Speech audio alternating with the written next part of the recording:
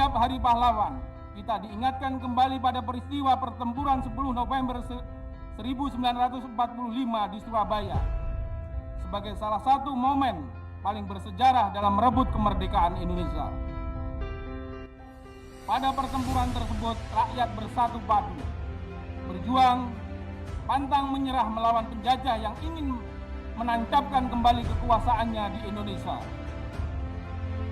Peristiwa perang mengingatkan kita bahwa kemerdekaan yang kita rasakan saat ini tidaklah datang begitu saja, namun memerlukan perjuangan dan pengorbanan yang luar biasa daripada pendahulu negeri kita. Semangat yang ditunjukkan para pahlawan dan pejuang tersebut hendaknya perlu terus ditumbuhkan di dalam hati sanubari segenap insan warga negara Indonesia.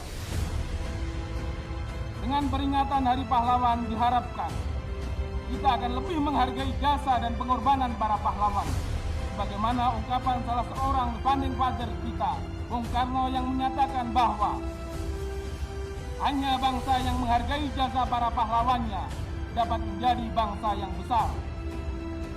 Selain itu, peringatan Hari Pahlawan kita bangkitkan semangat berinovasi bagi anak-anak bangsa untuk menjadi pahlawan masa kini.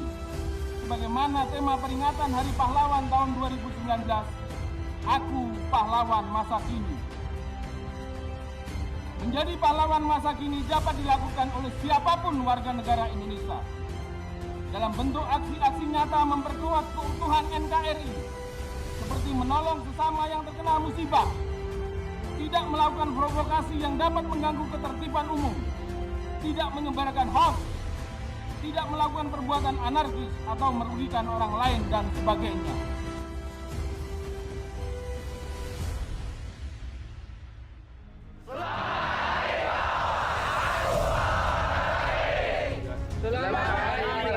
Aku pahlawan masa kini. Aku pahlawan masa kini. Aku pahlawan masa kini. Aku pahlawan masa kini. Aku pahlawan masa kini.